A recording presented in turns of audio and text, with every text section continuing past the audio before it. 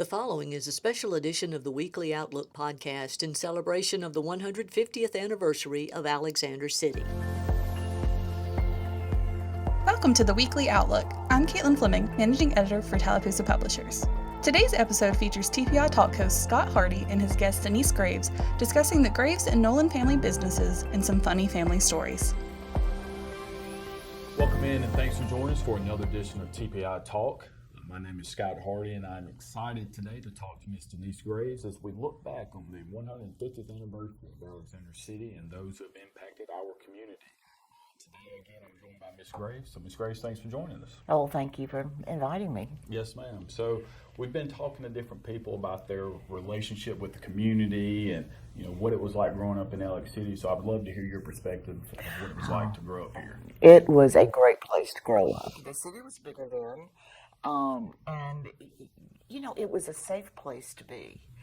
We walked everywhere. We never locked our doors. And we lived next to the Methodist Church. So my parents had a store uptown. So I was always, and my brother and sister too, we always walked to town. In fact, my younger sister, Lila, is 12 years younger than I am. We always laugh about Lila she was little. She was walking maybe a year and a half, and all the kids were playing in the backyard, and the lady that was watching over them said, I'm going to run inside for a second. Y'all watch Lila. And the kids didn't pay any attention to her. And then the next she comes back out, and Lila's gone. So everybody starts looking for Lila, going up and down the streets and walking up to Piggly Wiggly and can't find her. And a friend of my parents there was a Five and Dime then that was down where I think Chic Nails is now, and it was a Five and Dime, and Lila was in her diaper and had walked all the way uptown at her little 1.5-year-old age and gone into the Five and Dime and had gotten her a piece of candy. And like I said, a friend of my parents found her and picked her up and took her to the furniture store and said, have you lost your child? But today that would scare you to death. Back then it didn't bother. It was okay because we knew nothing would happen to her, but it scared us. She was lost, but yes, ma'am. But and safe. For those who know Lila, that seems like a perfect story for her, a fitting one, if nothing else. Yes, ma'am. Yeah. Well, you and your family have a rich entrepreneurial spirit here in Alex City. So could you give us a little insight into the Graves and Nolan family business, specifically maybe talking about the general store and furniture store? Sure. My great-grandparents lived in Waverly, and they moved to Alex City back in the turn of the 20th century. And there were 2 or 3 general stores in town. They had one. It was where the First National Bank was, the old City Hall that we just moved from. And they had a business there. And as the city grew and as the needs grew with the people, it really kind of morphed into a furniture business. And it moved across the street to where the old Graves building is now on Main Street. And my great-grandfather, it was handed down to my grandfather, and my grandfather ran it until 1965. And then in 1965, my father and mother bought it from my grandfather and ran it until into the 21st century.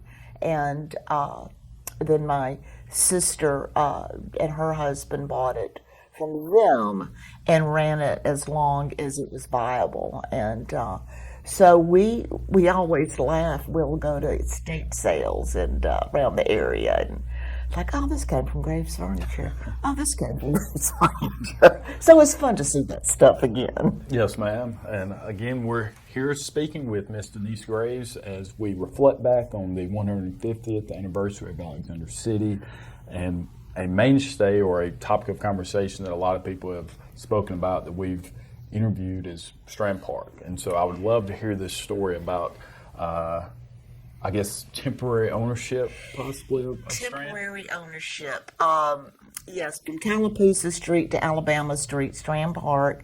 It used to be lots of stores ran from all the way up and down that area, and it was owned originally by my great grandfather and old Mr. Ben Russell. They developed that piece of land and got those buildings there and built the movie theater there. Well, Mr. Ben saw the opportunity to have a movie on Sunday because people wanted something to do on Sunday afternoon. Well, my great grandfather was not about doing anything on the Lord's Day other than serving the Lord. So he and Mr. Ben kind of dissolved that business relationship and let Mr. Ben take over the Strand and open it on Sunday. I don't think my great grandfather ever attended a Sunday matinee, but the opportunity was there for him. Yes, ma'am. And, we love hearing about the relationship between families in the community, and some of us have funnier stories as it relates to Alex City than others. But do you have any special stories or funny stories that you could share about your family in Alex City? I think the most talked about character in our family was my great grandmother. She was a force to be reckoned with. She pretty much got her way from my great grandfather, and he was a very hard man, but she was one of those that got her way with him, and she did not drive well. And there are funny stories about her driving, but one of the stories and I don't ever see it anymore, all the old families in Alex City say that their grandmother or great-grandmother invented ribbon sandwiches. Have you ever had a ribbon sandwich? I'm not sure if I have or not. I don't believe so. Well, she invented them. This is her story. Back during World War I, when there were everybody was on rations. She had her rations, and it's a triple-decker sandwich that is peanut butter and jelly, pimento cheese, and then peanut butter and jelly. Yes, I have had. You've had Yes, one ma'am. of those, and you cut them up. Well, she was the one that invented those, she says. So, but she had her own pew at the Methodist Church, and if you were a visitor and you were sitting in her pew, she quickly told you that was her pew and that you needed to find you another place to sit. But I guess the most famous story with Mama Faye was her hitting the train. Have you heard that story? I've heard bits and pieces of it, but I'd like some clarification today. Well, she was not a good driver, as I said. And my great-grandfather always got her the biggest car. So if she were in a wreck, she would not get hurt. And so she was going uptown one day. Now, they only lived a block and a half from the railroad track. But she was in the car, and she was going to go to town one day. And this train came through town, and it stopped, and she needed to get across the train track. And she blew her horn, and the train didn't move. She blew her horn again, the train didn't move. And she blew her horn again, the train didn't move. And so she just backed up and put it in gear and hit the train because the train wouldn't move for her. Well, they had a trial in Alex City for this accident, and she was found out guilty because it was Miss Fela, and a jury of her peers found her not guilty, and the train company did apologize for being in her way and did buy her a new car. Well, that's a great story there. I didn't. I'd heard little bits and pieces of it, but that's pretty funny. But she was probably the one that when we sit around and tell stories about. That's who we tell the most stories about is Mama Faye. Yes, ma'am. Well, Ms. Graves, I've thoroughly enjoyed the opportunity to speak to you today and get your perspective of what it was like to grow up in Alex City, and maybe some other funnier stories that we can talk about off the air. But again, we appreciate you joining us today, thank you. and we Thank look forward you to for speaking to letting you soon. I hope so. Thank you. Thank Yes, you very ma'am. much. This has been another edition of TPI Talk. My name is Scott Hardy. See you next time.